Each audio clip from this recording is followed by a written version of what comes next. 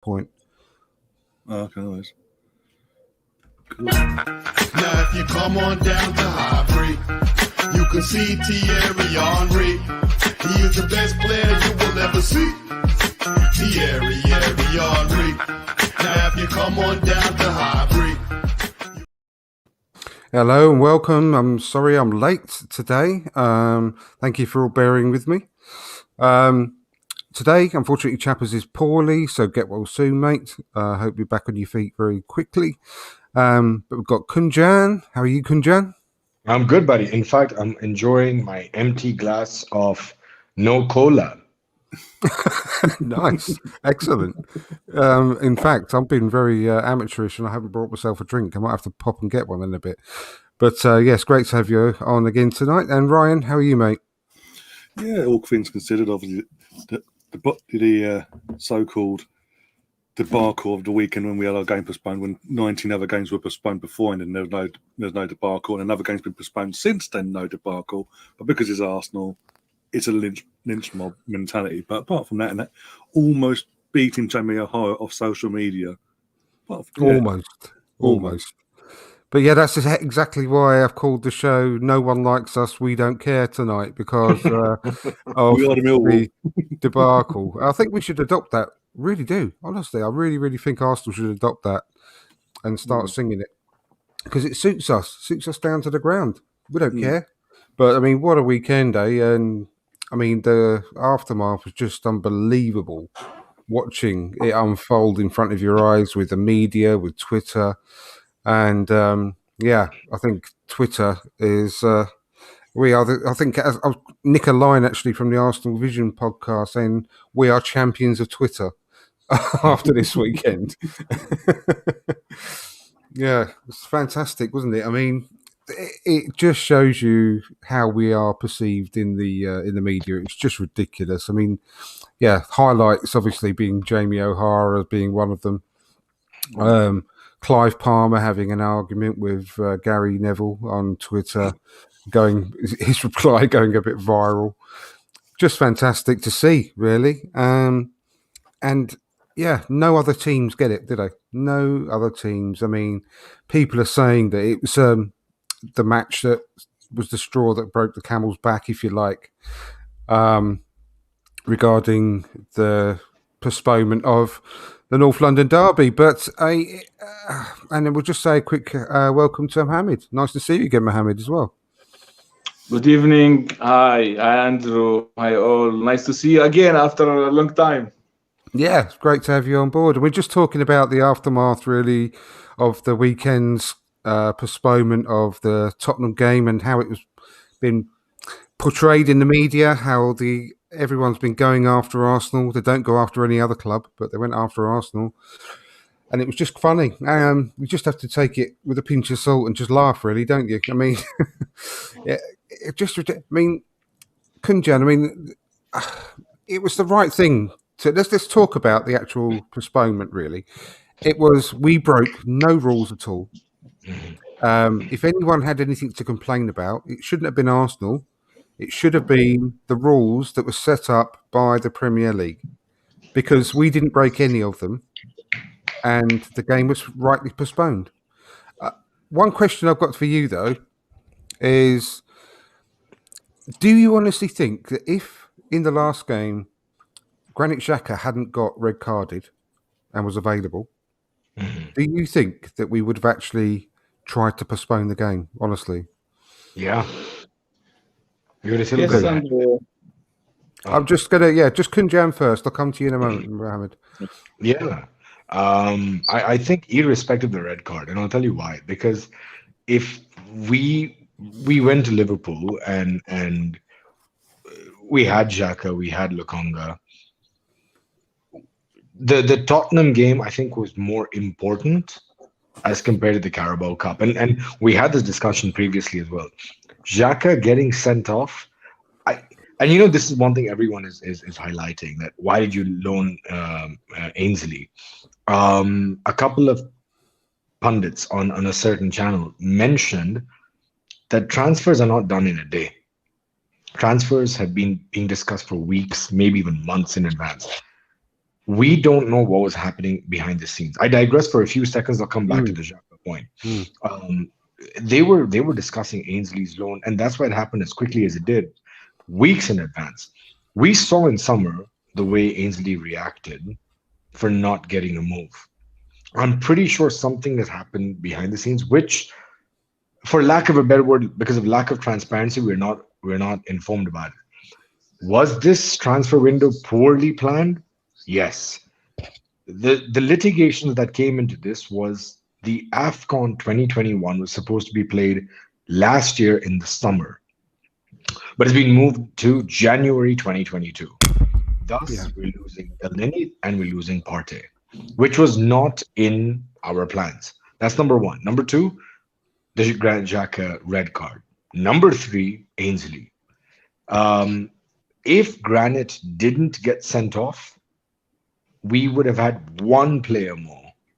But we saw Saka limp off. Cedric was substituted. So we've already lost two people. So Granit getting red carded was maybe the cherry on the cake, but it was not the catalyst. No, absolutely. I've seen it being said that the backlash from the media over this game being cancelled because it was the prime game in England on the Super Sunday on Sky. Yeah. And obviously Gary Neville was lined up to host, not host, but be the main pundit on that show. That's why he got so angry.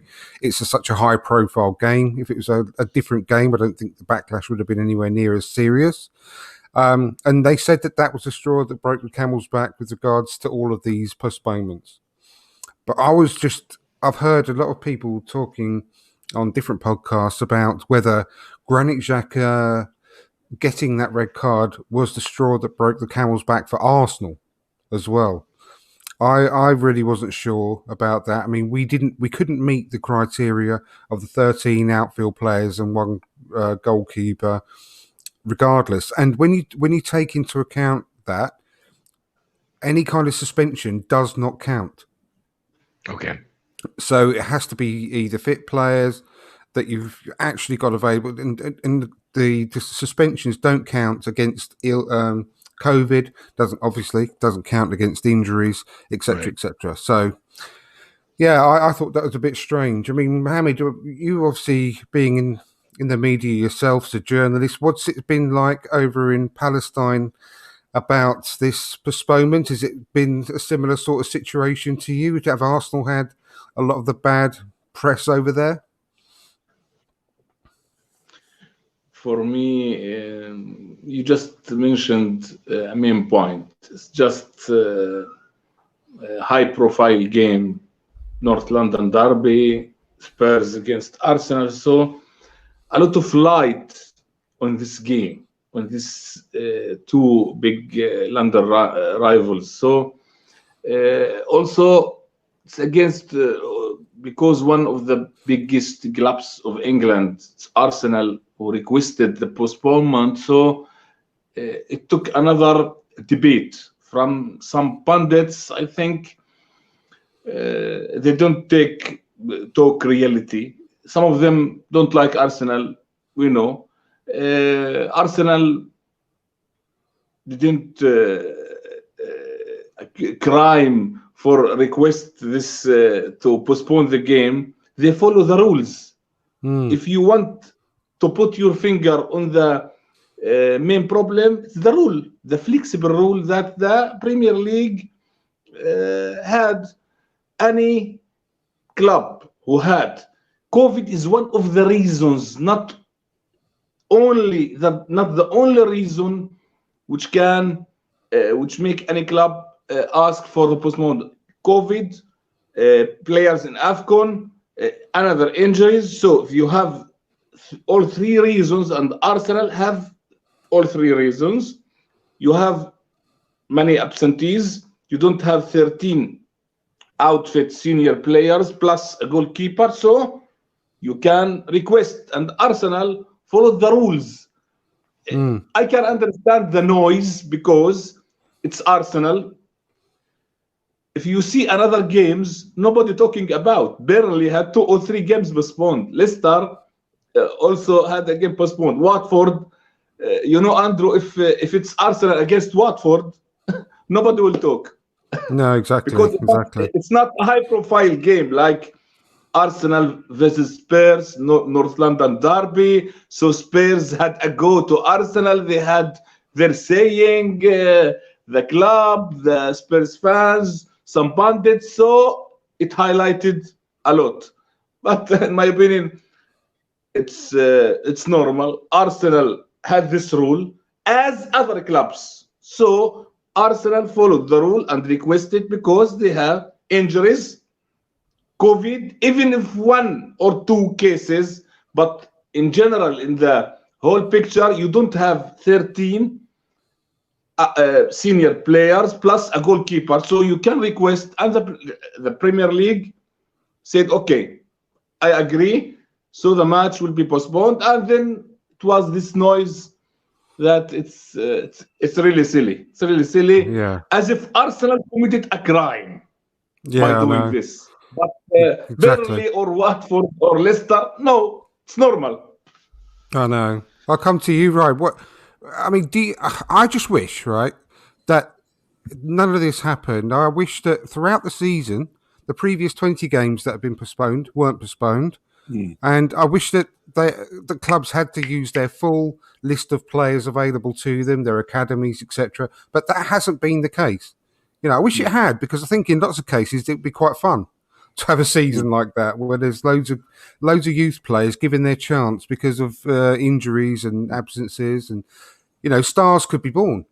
Yeah, players could just come up, but it hasn't been that way, and it just takes the biscuit really when everyone just jumps down our throats. I mean, just come to you on your final thoughts really about the whole situation, and so I don't think that they can change the rules now anyway, mid-season, can they? Because of the complaints that were caused from all the previous postponements from the teams involved in that. It's gone too far gone now. Yeah, exactly. So hopefully it will change for next season. They'll learn their lessons. But I mean, what's your thoughts about it all? It's a mess, isn't it? When these postponements started happening, when obviously Tottenham did it. No complaints, by the way, when Tottenham did it for 14 days and tried to get the Liverpool game called off. No complaints then, by the way. But when it all happened, me and my brothers were talking, and I was like, how is this happening? Why aren't these teams being made to use their youth, like you say, their youth academies? All these clubs got these amazing, not amazing, but they've got youth academies, got players they can bring for the under 23s. They can sort of dip in that. They can sort of put in. We saw Leeds had to play a game against us, and that was when we had that discussion where they had to play the game. They asked for it to be postponed because they didn't have enough players because of injuries, and they were told, "No, you've got to play." And they had to fill 15-year-olds and all this malarkey, and a lot of backlash came from it. Then we had remember that back in last month there was a meeting between the Premier League and then the owners of all the clubs, the managers, and the captains of all the respective clubs. 3 different meetings, and they want all the clubs. No meetings. The clubs wanted clarity on the rules. Never got that, apparently, according to all the managers we've heard from: Arteta, Pep, Klopp, everyone, even Tuchel. No clarity on the rules, really, even then, after the meeting.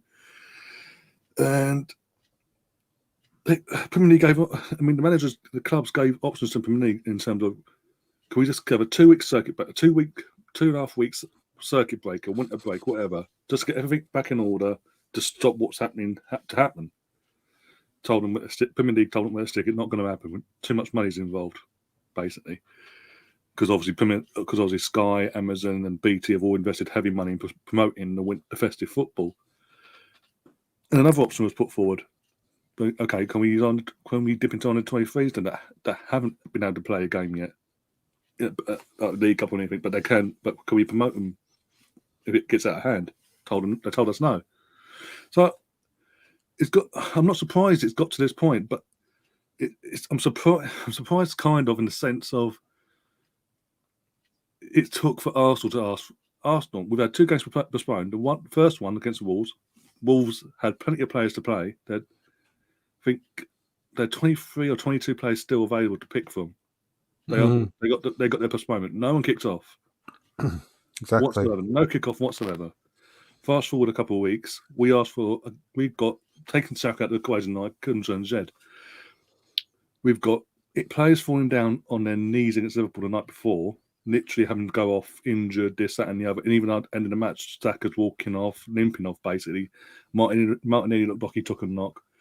We've got Martinelli looked half dead on the floor on his back, didn't he? This is what I'm saying. Yeah. He looked like there's something wrong there. Mm. We've got, I'm trying to think now, we've got Martin Odegaard with we already knew we were told before the game he'd been tested positive. There's been rumours that there's been on Friday morning there was 3 more positive tests came back, hence why they then went forward and asked for the game to be postponed. Obviously they haven't named the players because the game didn't go ahead. The game gone ahead, they would have named the players like they always done. But everyone's going, is that one positive test? That's not enough. And also the thing is, the rule itself, taking COVID out of the equation, the rule itself has been in place for nearly 2 decades. I think even longer than that, because remember when Middlesbrough got relegated? Yeah. On the back of that one game, and they asked, again, they didn't have any, they pretty much no squad. They asked for that game to be postponed to another date so they could have their squad back and play the game. They were forced to play it. I can't remember how they were forced to play it. They were basically told you have to play it. They refused and got deducted 3 points, forfeit the game. Yeah. And then obviously since then, I think it was a couple of years later, that rule then came into place where basically you have to have 13 outfield players plus a goalkeeper to be able to play a game. If you haven't got that, if you're one short, then we'll have to postpone the game. It hasn't been really highlighted that much until now because obviously COVID's come to the equation as well. It's not just an FA rule either; it's a FIFA rule. Yeah, but obviously with COVID now, it's really highlighted this rule. But everyone thinks it's a brand new rule because of COVID. It's not the case at all. No, exactly. It's just come to the forefront, and it never really needs to be done. And this is what I was talking about before. With the only difference to football this season and last season is COVID. Everything else is the same. So why is it different this season where so many games are being postponed when it's not all down to COVID? That's what makes a difference. And I think the only answer you can come to is that when a player just tests positive for COVID that day, then they've obviously been around all the other players for obviously the days and days before leading up to that. And what is the incubation period for them to catch COVID from that player? Is it a day? Is it 2 days? We don't really know. It's still really early days in the whole process. So that's what you've got to be worried about. And I suppose it's protecting the players that have been around that player, the manager, the staff, everyone else within the club. So that's what the rule nowadays, this season, should be used for, really, more than anything else, is to protect the players, to protect the opposition, to protect everyone else that's been around that player. So it's a really tough one, really. And you got your hand up, Mohammed. Sorry, you need to unmute your mic. Oh, there we go. Yes, I think, Andrew, we must mention. Oh, yes. Now, go ahead. Go ahead. I think. Yes, I think, Andrew, we must mention a main point I think the Premier League put this flexible rule for a main reason, an important reason, which is when the COVID issues spread heavily within the staff and players in the Premier League clubs, most of the clubs were asking to postpone the Premier League, the matches. So the Premier League, to stop this request from happening, they put this flexible rule to help the clubs in the same time to ensure and maintain the matches, the schedule as it is. So postponing some matches we can endure, but stopping the league and stopping the Premier League for a week's, it's not endured financially and sports-wise. So I think this is main point we must take care, we must look at why the Premier League put this flexible rule to help the teams to ease the pressure, to ensure that the championship, which is the Premier League, continues as 80%, 90% the matches as it is. So it will be some postponements. So we put this flexible rule for the clubs, which was pressuring to stop playing because of COVID. So this point, I think it's very important to mention and to analyze it. Yeah, the only difference in that, what you call flexible rule there, is the COVID positive tests that a team receives. That's the only difference from what the rules have always been for decades, as Ryan just explained. So it's only now that the clubs are really... They've never done it before. They've never made the most of this rule to get games postponed in the past, pre-COVID.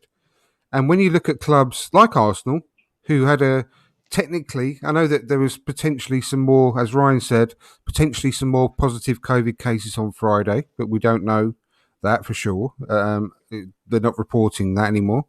So we don't know how many Arsenal actually had, but technically we only had one positive COVID case for the Thursday, but we got the game postponed.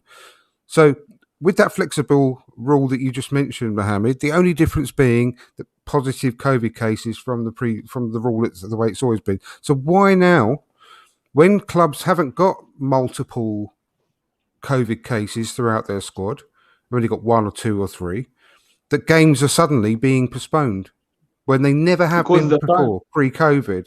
So that's the strange thing. You know, Andrew put the point that I mentioned, and add to it the timing of December and January, especially January. You have some clubs had many players in the AFCON, so they had already some absentees. Arsenal had four players. That's always been the case, though. That's always been the case throughout the years. Yes. But before COVID, it's different from the COVID world. You know, some clubs have 4 or 5 players in AFCON. Arsenal have 4 players, and the same club had some COVID issues and some injuries. If you count the number of the players which are not ready to play, you can count 10 or more. So yeah, it becomes on the edge. It becomes a real request that the club thinking, I will use this flexible rule because I have some COVID, 4 or 5 players at AFCON, 4 or 5 players injured, so I don't have 13 fit senior players plus a goalkeeper. So you must take the whole picture.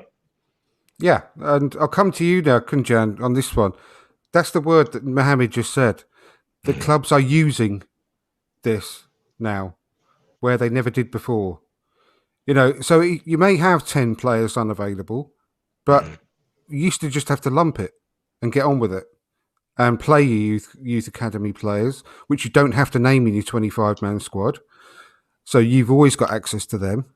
So clubs are using it now, aren't they? And where they never did before. Right. So I heard an interview, I think it was 2-3 days back, about someone, and he goes, "This is absurd what Arsenal are doing. They couldn't field 13 players. What's the number on Charlie Patino? It's 87. They have minimum 87 players, and they could not field in 13 players." I kid you not. This was a legit interview. And that was Jamie. That was Jamie, but wasn't it? No, it wasn't Jamie. Jamie would have said something like, "That is ridiculous. Looking at Ramsdale's passing distribution, why couldn't he play in midfield?" That would be Jamie Mara. But no. I think. Sorry, I think Mohammed wants to say something. Go on, carry on, Kunja. Yeah. So I think when it comes to the legitimacy of the rule, yes, it is. Look, we as Arsenal fans, not a single one of us have gotten up and said, damn right, we deserve that postponement. We hoped for it. If it came through, great. If it didn't come through, not the end of the world. I still think we'd have done a job at the Toilet Bowl. I think we'd have still gone ahead and done a good job at the Toilet Bowl Stadium. But yes, we were short in from our first team squad. Yes, our midfield was light. Yes, we have a striking problem. Yes, we had a few COVID cases. Yes, we've had a few injuries. I don't see where the problem is. If we made a request, that request was screened.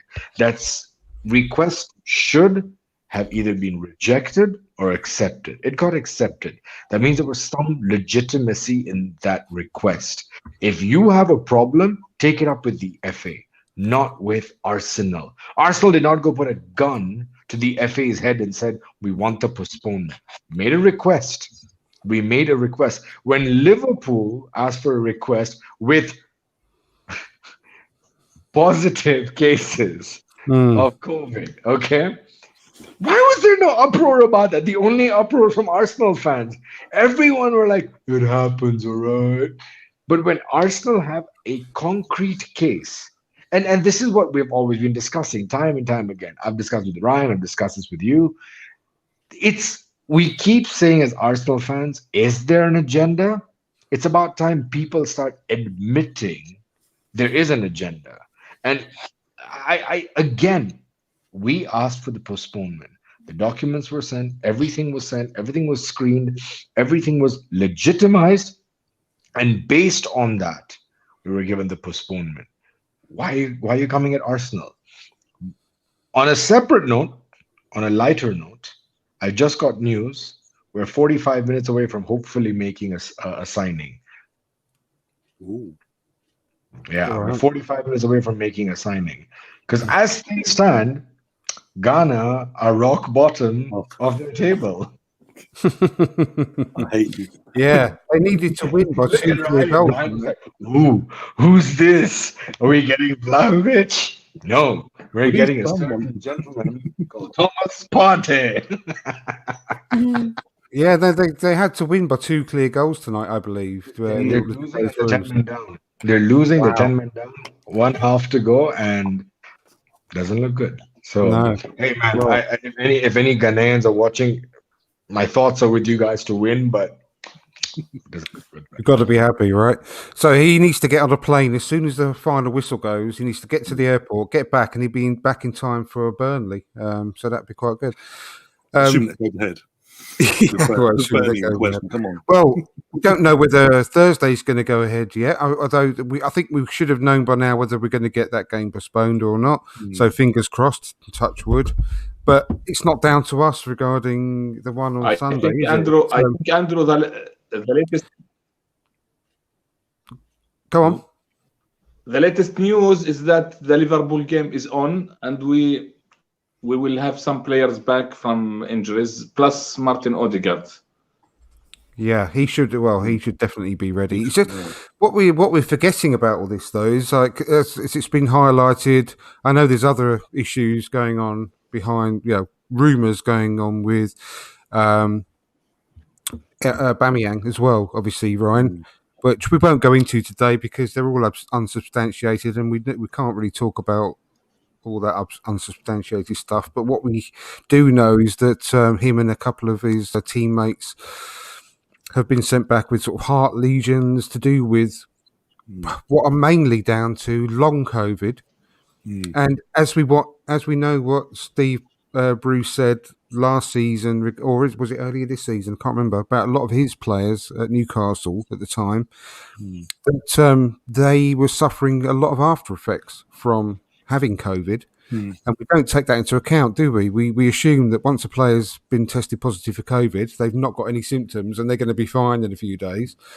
But what we don't really take into account is the fact that they could have been ill. There could have been issues with them. So that's a problem. And where does that leave us with Aubameyang? I mean, goodness knows what's going to happen with him in his career now. It could be quite bad. It could be. We could have our own. That's what it doesn't, obviously. Aguero situation was he recently at Barcelona joined them. Suddenly, out of nowhere, collapsed but on the pitch, but he started having heart problems. Went and had tests, and basically was told he was risking it if he ever played again. Basically, we could have that situation.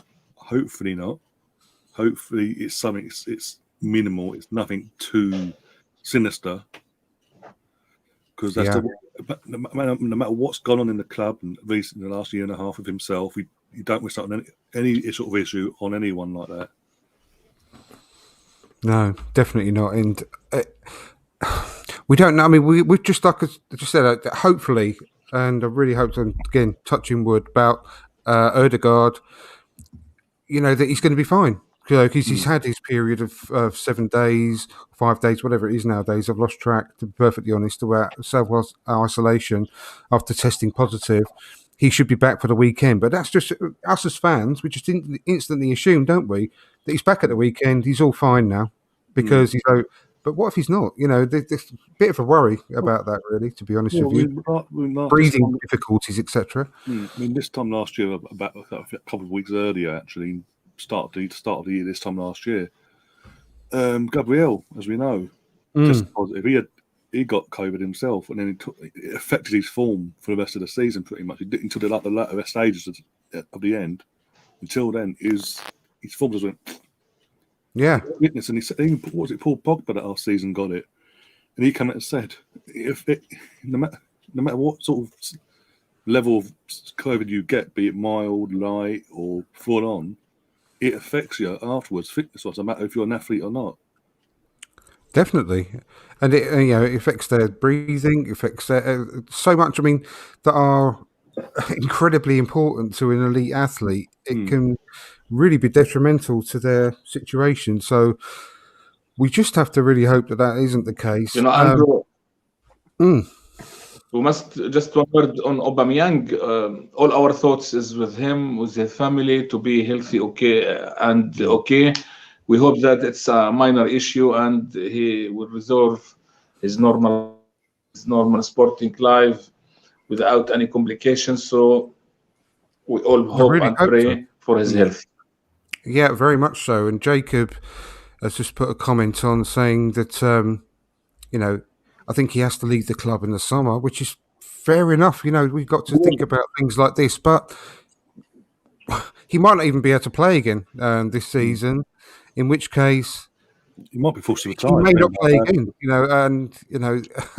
yeah, he might have to retire. I mean, that's very much the worst case scenario, and please God, that's not the case just for him, because for whatever he's done and whatever we think about him this season, he's been a good player for Arsenal, and he's a lovely guy. Yes. We hope that he pulls through. We don't want that sort of thing to happen, but I mean, it could be. I mean, the worst case scenario. But what gives you encouragement is that he was carrying on training with his international team when he was away. He expected to play, and it was only when they did that final test just to make sure he can come back into the team to play first team football that that was picked up. So hopefully he's feeling all right, but time will tell. But let's move on now to the game on Thursday, because it seems like we've been previewing this cup tie for weeks now, and we technically have been. But please God, it actually goes ahead on Thursday, and we can get the result we needed to get through to Wembley, which would be very, very exciting. And after the first leg performance, which was outstanding in the end, it almost seems so long ago now that game. But it was a fantastic performance. It's put us in this situation going into this second leg. So we're still in the same position, though. However, I'll come back to you, Kunjan. We're still in the same position as we were before about who we're going to play in this game, because not a lot has been resolved. Now, hopefully, we should have Smith Rowe back. Hopefully, we should have Ødegaard back. What are your thoughts going into this now? I think we discussed this even earlier, and we saw that in the aftermath of the red card. You speak. We've been previewing this game for eternity. Wait till you finally preview a game where Xhaka starts. That's gonna, I think, rumble up to maybe 2024 at this rate. Look at Reinberg. No, but no, it's gonna feel like eternity. Like, oh, he's finally done with his suspension. But yeah, I think we saw a preview of this in the aftermath of in the wrong red time. card.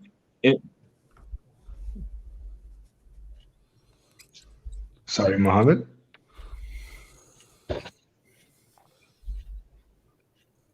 No. So the Keep aftermath of speaking. the red card, was that the Ben White played a certain connection between centre back and the midfield. So I do see them implementing that. Maybe revert to a back three, and letting Ben White drop down, or maybe having a back four but letting Ben White just play in the space with Lokonga. I do see maybe that as the solution, because we haven't signed a midfielder.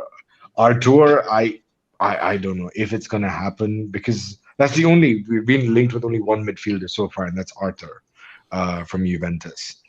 I think we're more on the Vlahovic watch more than anything else. So yeah, I think a back four, if Tomiyasu is back, I'd love to see Tomiyasu in right back. 100%. Gabriel on the left, next to Rob Holding. Tierney on the left, put Ramsdale back in goal because he did start the previous cup tie. Just in front of them, maybe Ben White. Right next to him, Lokonga. Odegaard in the number 10 position. If we have Smith Rowe, it would be good to have Smith Rowe in the number 10 position, considering that he would be more of a driving force than the creative outlet. And we saw that we do need the energy against Liverpool. So having Smith Rowe would be good. But I always say with Odegaard, I don't see him being an impactful sub. And then, yeah, put Martinelli, Saka, Lacazette, because he'll hold the ball well, and he played quite well against Liverpool. To be honest, he held the ball well. He brought the wingers in, especially after we lost Xhaka. We played a little narrow, but he brought it in very well. So I think that should be our starting 11. So nothing changes much from the first time till now. No, I think I'm sort of slightly, depending on the fitness of Smith Rowe and Odegaard, obviously. I'm really reluctant to break up that back five. I think we mentioned this before, haven't we? Because they work so bloody well together. I don't know whether it would be a better thing to do, and I totally appreciate what you're saying. I think it will work. But I'd be tempted to sort of maybe try and make a midfield as the best we can out of Lokonga. I know this is going to be quite lightweight, but Lokonga, Smith Rowe, Odegaard, and then have the Martinelli, Lacazette, Saka up front. Because very offensive. It's very offensive. It is, but we're at home, aren't we? And we've got this one chance to really go for Liverpool at home to get to Wembley, and that should be incentive enough. But I know that it's quite open. I do. Yeah. But if we bring Ben White into midfield, that might strengthen up the midfield, like you said, you mentioned. But then the back five, with the back four, isn't quite as strong as it normally is if you move Ben White out of it. So you've got a bit of swings and roundabouts there. That's what I'm thinking. Do you know what I mean? Yeah. If you move Ben White out of that unit. But because we saw Ben White play that with Liverpool, where we had Holding and Gabriel, it worked. So that's something that gives me hope. Going with a 4-3-3, where we're using two CAMs, we're using two attacking midfielders and just one. He won't even play at number 6. He'll play more of a CM. Leaves us quite vulnerable to their attack, because they're quick. They're really quick, exactly. and they'll exploit that space. I know. I'm just a bit torn. That's all, as to what the best route would be, because it's such a good unit now at the back. By taking one piece out and putting it into midfield, you're strengthening the midfield, but you're weakening the defence. So you give with one hand, you take away with the other, if you know what I mean. I mean, Mohammed, what's your thoughts about this situation? because Jake, just before you say anything, Jacob's put his thoughts on the screen there. Well, I put it on the screen, but he put it in the chat. Thank you very much, Jacob. He's put Ramsdale, Tierney, Gabriel, White, Tomiyasu, Ødegaard, Lokonga, ESR as a 10, and then Saka, Laka, and Martinelli. So he's basically saying what I just mentioned. Exactly, spot on what you've said. Spot about on. Dropping Ødegaard deep. I probably wouldn't do. I'd probably have Lokonga with ESR next to him rather than Ødegaard personally, but they can alternate anyway. But yeah, he sort of agreed in a little way with what I've said. So what's your thoughts about it, Mohammed? And I'll come to you afterwards, Brian. Yes, I think first of all we have to see who's available. It's key points. I think now after these 4 players that gone on loan, and we until now didn't sign any player, so we are limited. We are very light in numbers. Midfield, we mentioned this area many times during the last 2 months that we should in January strengthen in midfield. We knew that our players will go to AFCON, and even with Xhaka already exist in the squad, we still have to make this area more quality, because we are now also fighting for the top 4.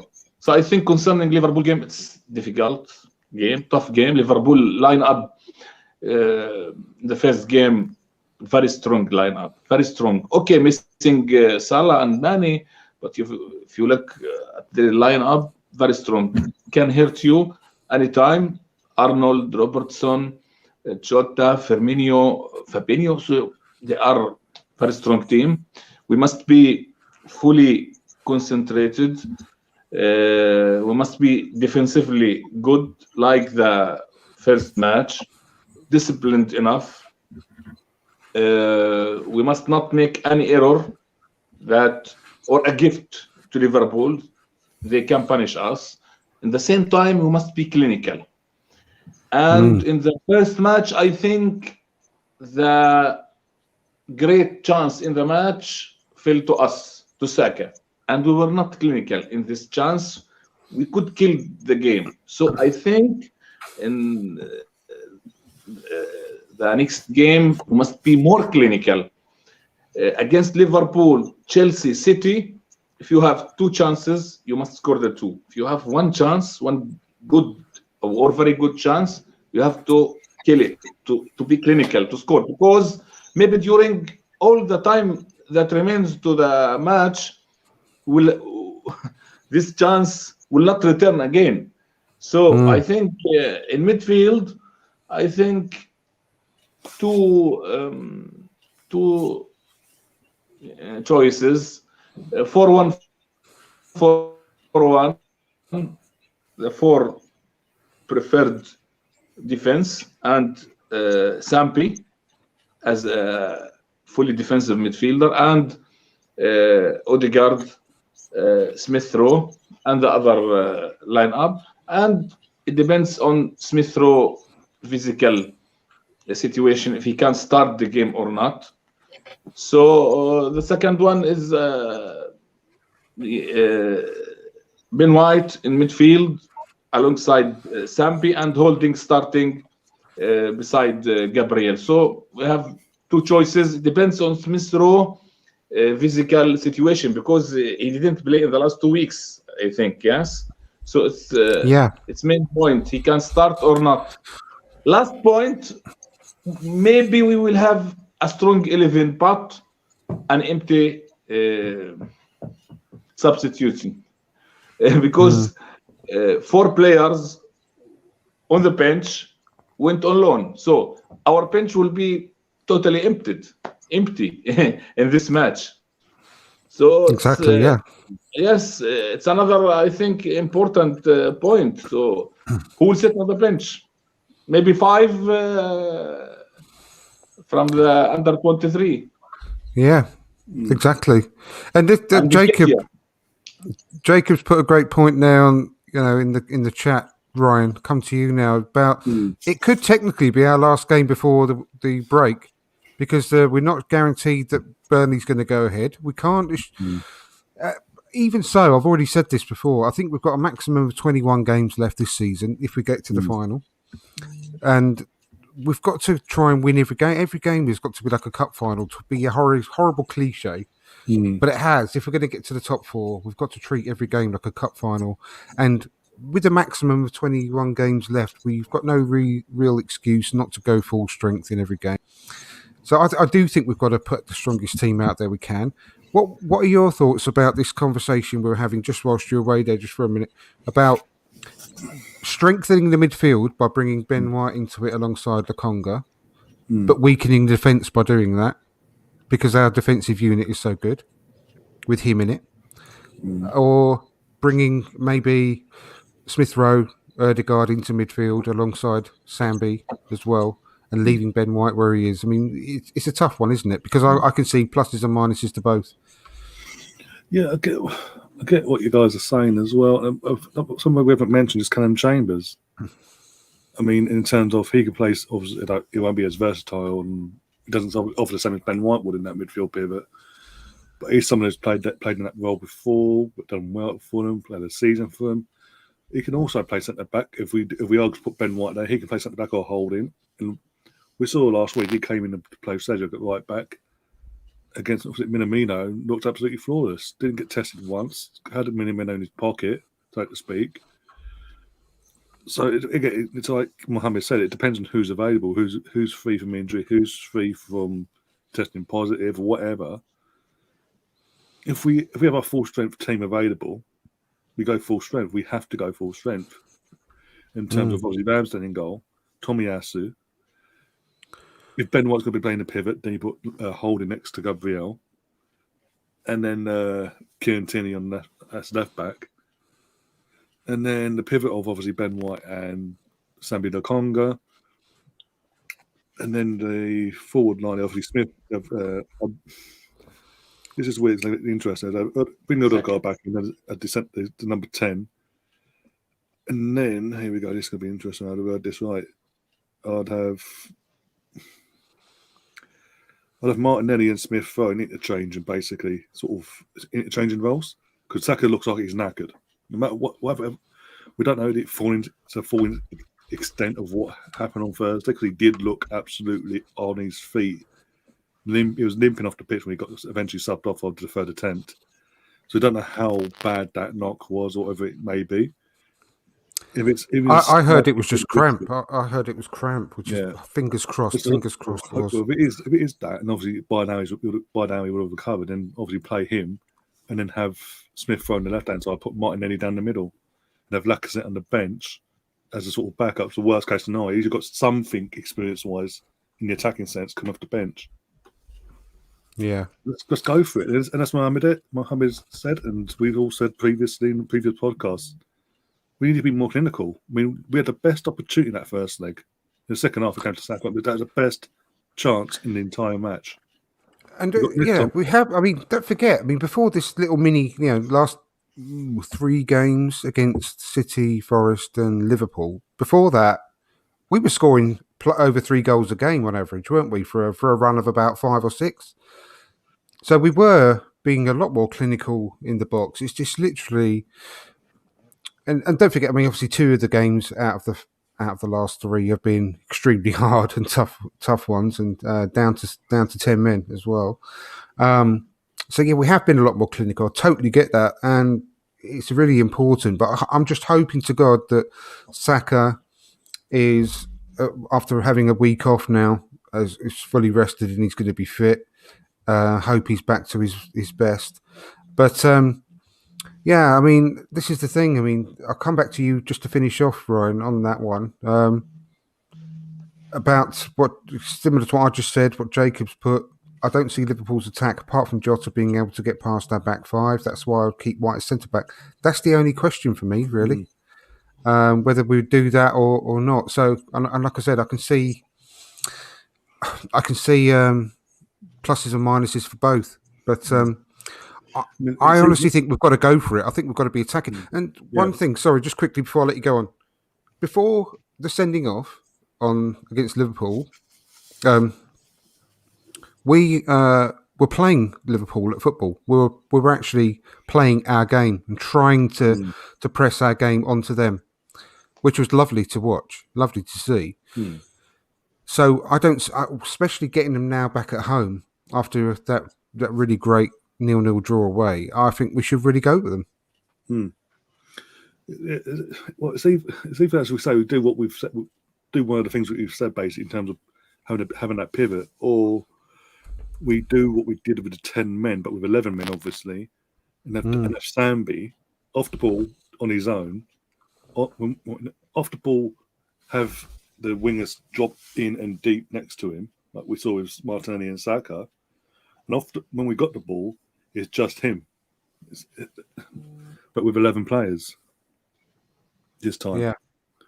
There's options there. I mean, but as I say, I think it would be gutting if we've done all that work last week, no matter when this game goes ahead, either this Thursday or whenever, hopefully Thursday, touch wood. It'd be absolutely gutting if we've done all that, bring them back to our place, got the advantage, and then the worst case, we've got an extra half an hour of football to sort of take home that advantage. But the home fans as well, all pretty much every Arsenal fan's on board with this, and they're getting beyond the team this season. So that's another positive. So there's going to be an absolutely roaring atmosphere there that the players can sort of feed off. Like Ramsdale said in an interview on Ben Foster's podcast of a week, he loves that sort of thing, that camaraderie, that he feeds off that. No matter who's beyond the goal, he loves interacting. If he's not doing things like that, he switches off. He doesn't want to do that because if he switches off, he knows he'll make a mistake. We've just got to literally get our heads down and make this second leg, being at home, count. And absolutely, because this is another thing with obviously the weekend that pissed me off was Jurgen Klopp complaining that because obviously with the game being postponed, we've got a bit extra time to prepare. I think the popcorn, the kettle black. No matter what, they gave over results of false positive tests, knowing that was the case. 13, which is, by the way, it's 1 in 1,000. It's 1,000 to 1 to get one positive test in 1 hit. To get 13 at a football club at any athlete level, the test they have is nigh on impossible, by the way. And they gave themselves a bit of extra time to prepare against Shrewsbury, for fuck's sake, and make sure they had a full strength team against to play us in the first leg. Yeah, it backfired the first leg so far because obviously you got the 0-0. But to have the brass neck to come out and complain when you've done if anything, you've actually broke the rules by lying to people because you know a friend that works at the EFL. Yeah, that does my head in. And that, if I was Arteta and I was Albert and all that, the coaching staff, literally, I'll be literally getting that clip between now and Thursday, every day at the training and on the match day itself, on the little screen they have in the dressing room, and play that before they go out on the Thursday night. Motivate. Yeah, 100%. Yeah, totally agree. So, welcome, Michael. Thanks so much for watching from the Purely Arsenal podcast, which I always tell everyone to listen to. It's a fantastic podcast. He's pretty much agreeing, saying I doesn't think Mikel Arteta will make too many disruptive changes as he has in the past, and learnt a lesson or two maybe. I think he might put Ødegaard with Sambi. He's just played him in the DM2 before. That's right. And I'm leaning towards what you said, Mohammed, to be perfectly honest, with regards to that. The more I think about it, the more I'd like to see a 4-1-4-1 perhaps tomorrow, like you just said. Like Sambi sitting in front of the regular back four, and then in front of him, you'd have Martinelli on the left, Smith Rowe, Ødegaard, and Saka on the right. Yes. With Lacazette up front. I think that's actually a really good. I can't, since you mentioned that, I've been thinking. I think that's probably it's got to be the best way to go for this game. It's not going to leave us too exposed in midfield, I don't believe, because they're really hard-working players. Smith Rowe and Ødegaard in particular will chase anything down. Obviously, goes without saying they all will. That four, Saka and Martinelli as well.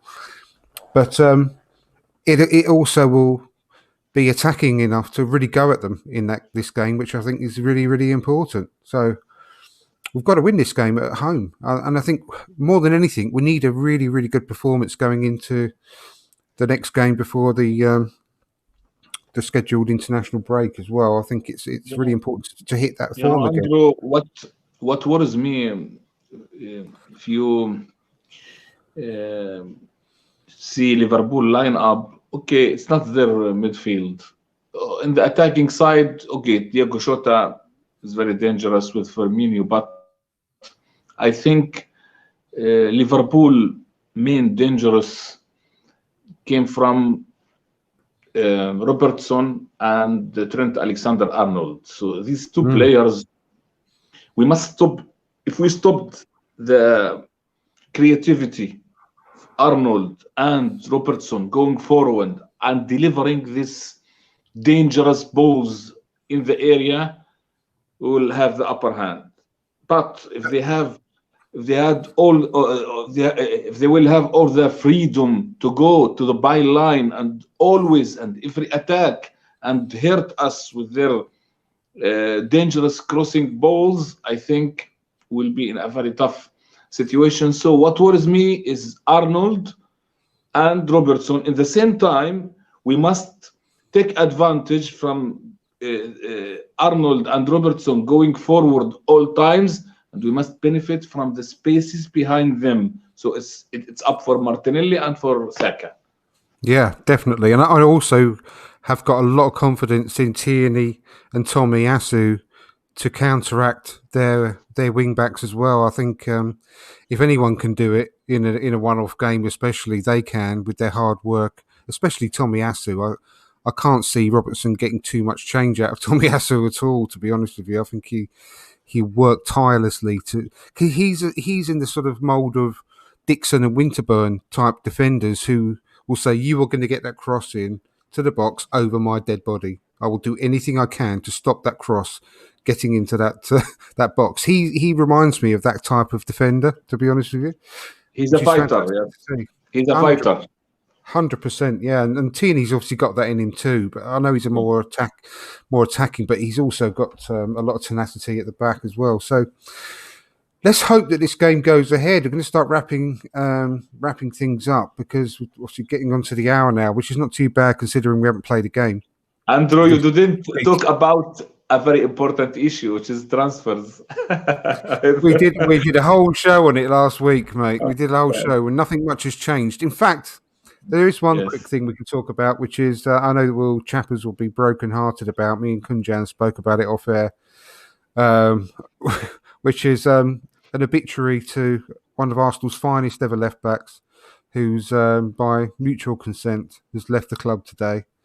And it's a great disappointment and sadness in my heart that if you haven't heard the news already, that I have to announce that Sead Kolasinac has left the club with mutual consent. He goes with all of our best wishes and love. Add to this news that he signed today for Marseille. Yeah, wish him all the very best. I couldn't give a shit about Marseille because we miss him so much at our club. You know, and it's too much of an open wound at the moment to think of him enjoying himself and watching him in another shirt. So let's have a moment's silence. Also today, Pablo Mari completed his loan move to Udinese. Also, couldn't give a shit about that either. I'm too sad about Sead Kolasinac. So let's have a moment's quiet for Sead.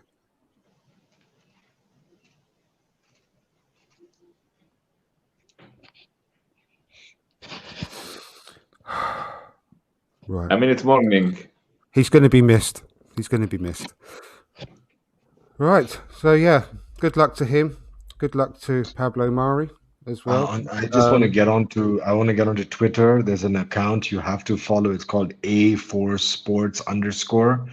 And there's a retro Arsenal shirt, and I want to get Kolasinac 31. So I'm placing that order right now. It's special.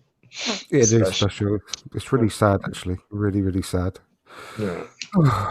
Only time. You know, Andrew, concerning that, we sent 3 players on loan: Ainsley, Flo Balogun, Pablo Mari, three players on loan, and Sead Kolasinac left Arsenal permanently, so we are very light.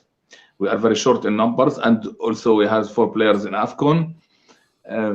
If you see this terrible period of COVID and injuries, we are entering into a crucial period in transfer market. The last 12 days, until now, we didn't sign any player, which is dangerous. We must sign at least 1 player, if not 2, 1 midfielder,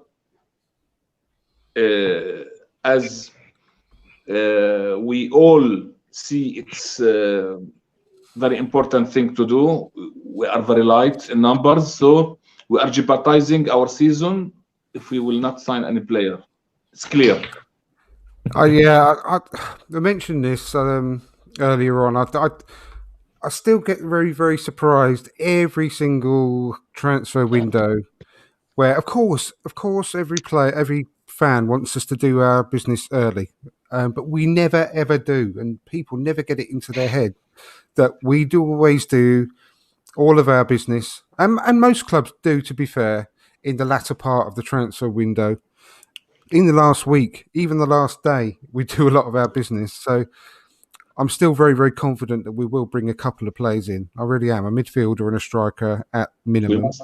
I hopefully wish we could get 2 midfielders and a striker, but I don't know whether we will. But that's fingers crossed and wishful thinking. But I'm still very, very confident we will. And I get shocked every single time. And I'm sure I've said this in so many previous past podcasts in transfer windows gone by, that people get surprised and angry when we haven't made a signing yet halfway through the transfer window, because it never ever happens. But we've done a lot of good work, and like people have put in the chat as well, and like you've mentioned, Mohamed, we've got a lot of wages off the books by doing just getting those 4 players out. I think, Andrew, this January period reminds me of the last January period last season. Why? Because Arsenal in the first 20 days get rid of many players, and in the last 10 days we were active and we signed Odegaard. Yes, so I think a lot of similarities between the 2 periods. So I think maybe Arsenal were concentrated now the board with outgoings, and we will concentrate hopefully in the last 10, 11 days on the incomings. Yeah. No, I think so. I'm really confident that we will. I mean, I think the update is it's 3-1 now, Garner. You've put in the private chat. We're talking about it in the private chat. Jacob's put it in the chat as well. Garner are losing with a red card as well, and Partey might be home. So that's going to be really good. Hopefully he will only miss 1 Premier League game. Well, he will only miss 1 Premier League game. Let's face facts. They're not going to get another 3 goals, are they? Michael's put, surely we must have someone coming in with our outgoing activity. I'm sure the Amazon director's ramping up the last minute drama. We're definitely winning a BAFTA this year, which is, I mean, that should be out before too long. This should be starting that soon. I can't wait to see that, to be honest with you. It's going to be good fun watching that. You know, Andrew, the last point, if you permit to me, our board must be ruthless. And we are not now fighting for the 4th spot. And many of us didn't expect us to be in this place. So we must grab this opportunity. If 1 signing or 2 signing will help us to go strong and clinch this 4th spot and be in the Champions League, we must do it. Because if we, God forbid, we didn't sign any player, and in the end of the season we are not in the Champions League, and we are 4 or 5 points or 3 points distance of the 4th place, we will say, "Oh, we regret what we did." So we must now act. The chance is still in our hand, because look at United situation, Spurs. They are not in good and strong situation. So we must make this 1 or 2 good signing to help us fight for this 4th place. Yeah, I totally agree. I've got a lot more confidence, and I'm a lot more relaxed with what Edu and Arteta are doing regarding transfers. than a lot of people are. I actually have a lot more trust in them nowadays. I cannot and I will not believe that they've let someone like Maitland-Niles go out on loan if we haven't got plans to bring someone in to replace him. That's a minimum. So they know the situation with regarding our strikers. Arteta, in his interviews, has been a lot more aggressive in terms of being bullish about incoming transfers lately as well. Go out. It's 12 minutes to go. Need 2 more goals. Partey with the assist. It's getting heated up with the Ghana game. Let's hope that, I do apologise to our Ghana supporters, Ghana fans that are maybe watching or listening to this, but we really could do with Partey being back in the club. We need Partey. I don't want you to get knocked out, but I also want Partey to be back. So, but it's looking like a good game.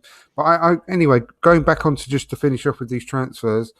I honestly have had a lot more confidence in them. I don't believe that would have done a lot of the business that they've done without thinking about incomings. I just think it's going to be take a little bit more time. That we'll get them in before the end of the window. And Colonel's just put in the chat as well. Thank you for joining us, Colonel. But he says, "Hi guys, with Mari going, does this mean I'm going to obviously say Saliba, not Saliva, as you've written? Does it mean Saliba's coming back? I don't trust Chambers playing as fourth choice centre half. I honestly think he's 100% coming back in the summer. I really, really do.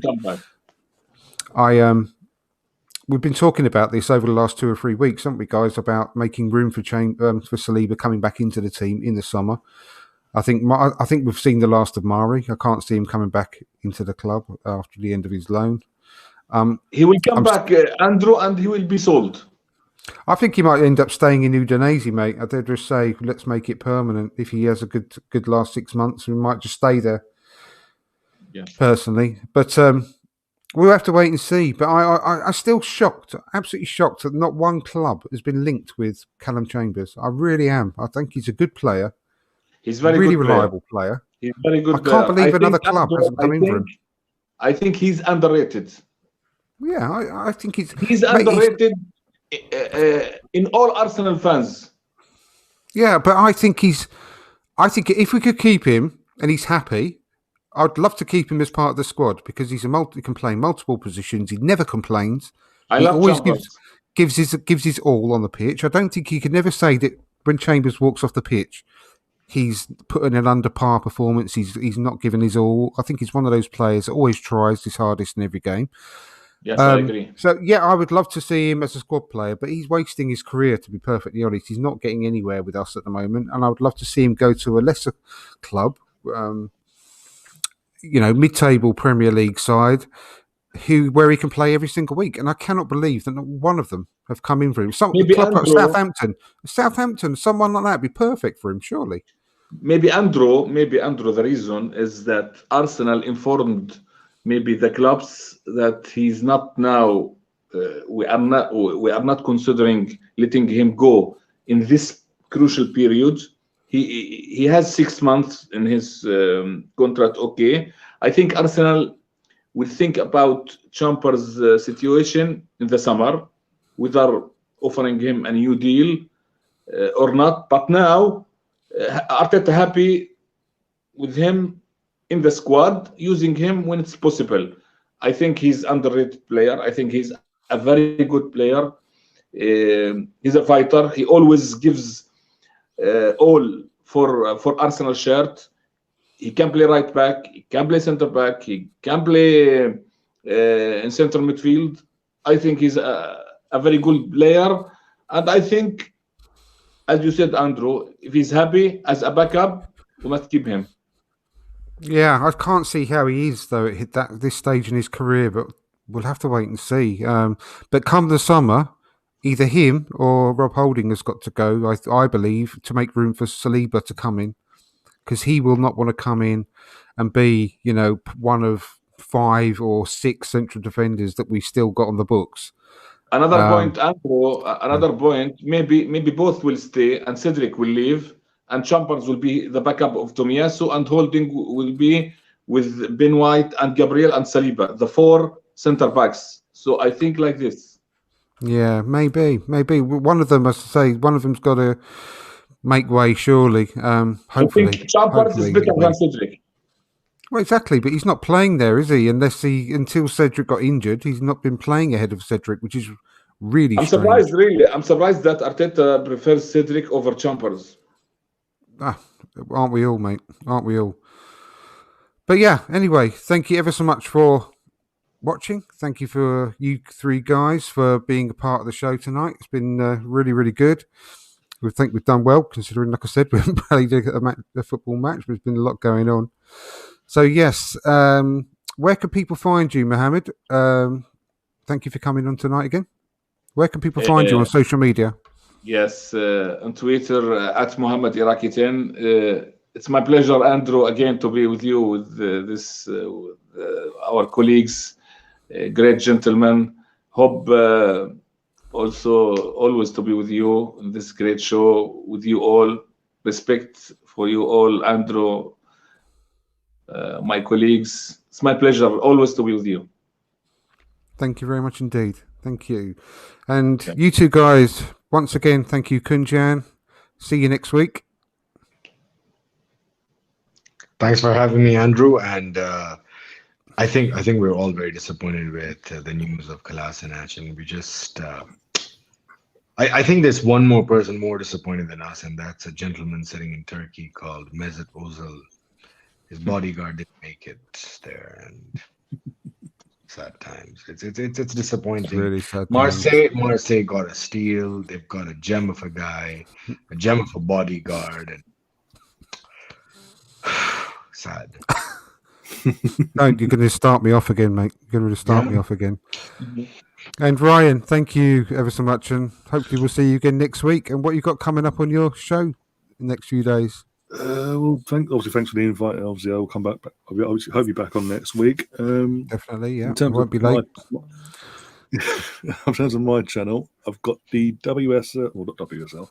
It's the Continental League Cup Women's Quarter Final between Arsenal and Man United tomorrow night. So I'll be covering that.